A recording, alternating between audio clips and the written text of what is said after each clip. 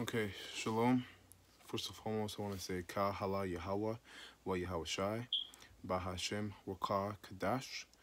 Double honor to the apostles and the elders of Great Millstone, and salutations to the elect pushing this word in truth and sincerity across the four corners of the earth. I have one scripture to read today. Today, the topic I'm going to speak about is just get right. Which only applies to Israel because every other nation that's outside of Israel is set up to do something else. All right, it's not set up to do righteous. The only people on this planet that were set up to do righteousness were Israelites, and not just Israelites, but the elect of Israel for now. And then in the kingdom, two-thirds of Israel is gonna be destroyed in this kingdom and then brought back in the new kingdom, but they're gonna be brought back in their right minds. So I'm gonna start at Proverbs 1:16, and it reads, "For their feet run to evil and make haste to shed blood." Now, this scripture is talking about Israel right now. So it says, "For their feet run to evil and make haste to shed blood." That's point blank simple, because the amount of black on black crime that happens in this kingdom is rampant. All right, but that's only because our people are wicked, man. Like it says here, their feet run to evil right away, and they make haste to shed blood. There was that 15-year-old light-skinned boy who got stabbed to death, man.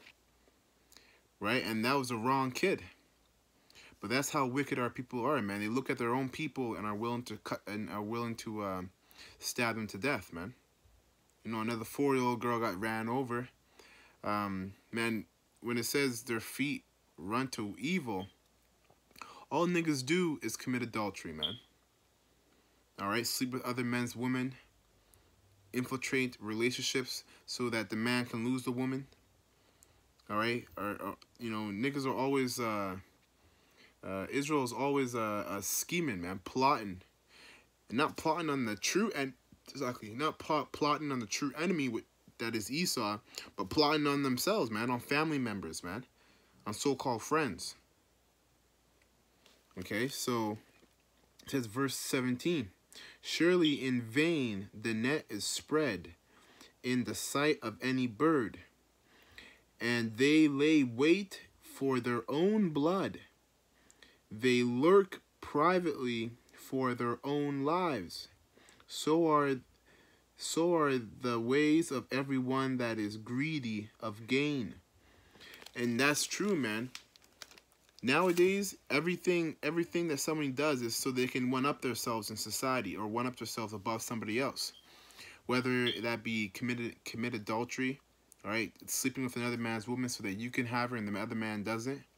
All right, so you have the next so-called fine ass woman, whatever, or even just plotting for another man to go broke so then you can come up. Look at the gang members, man.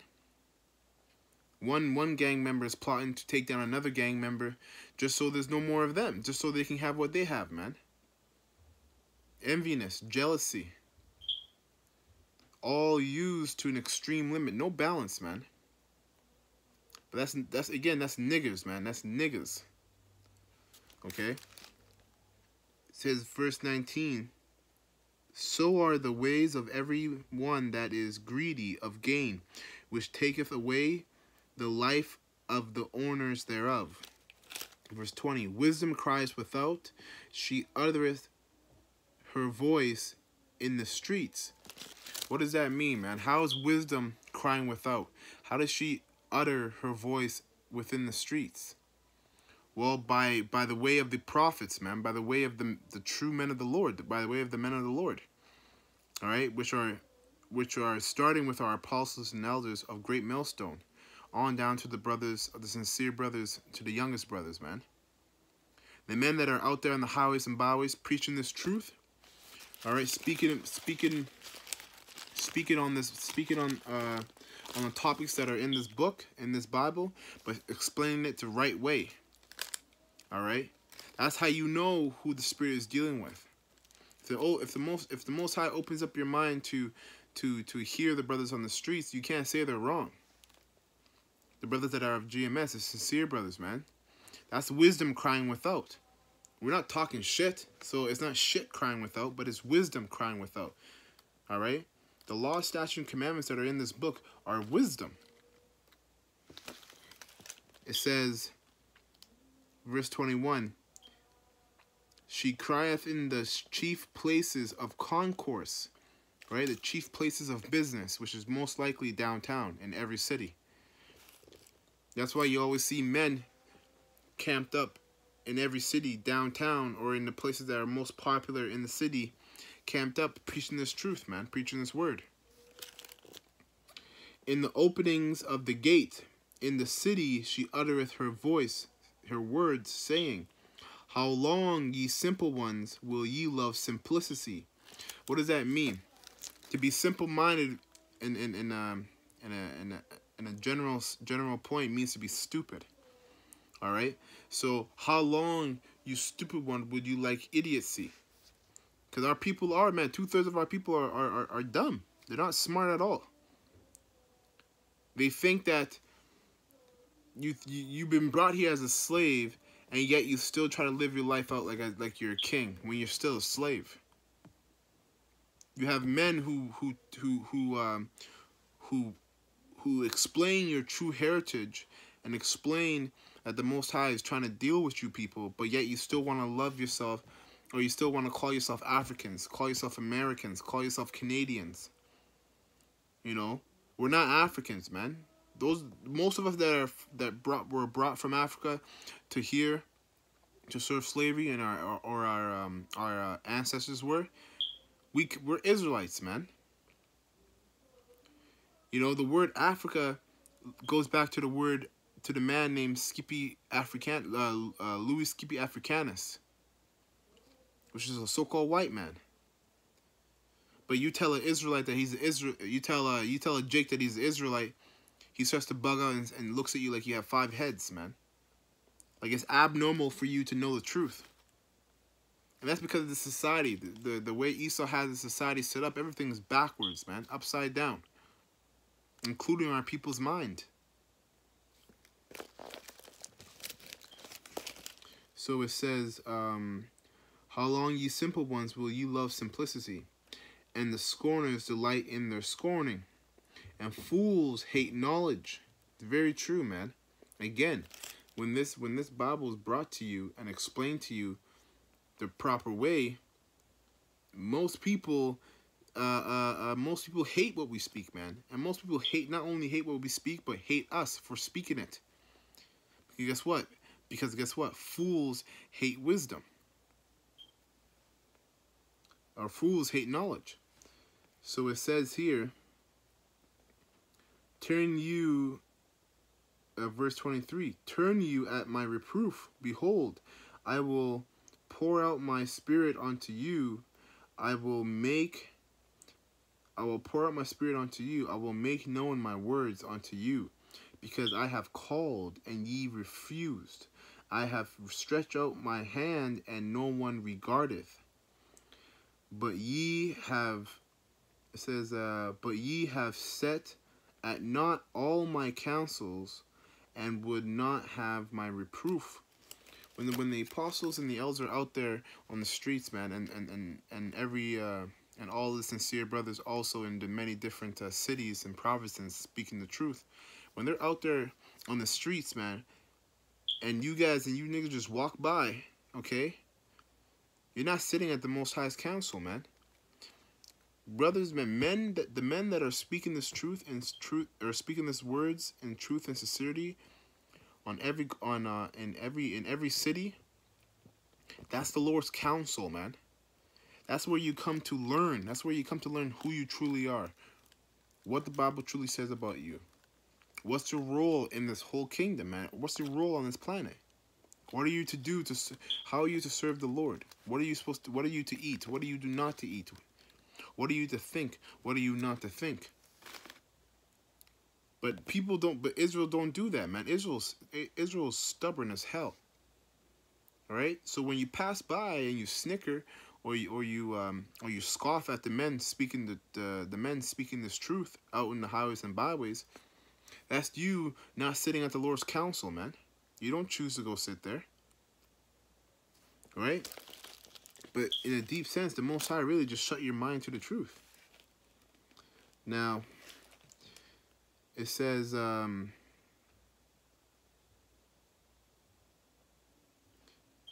okay, so, verse,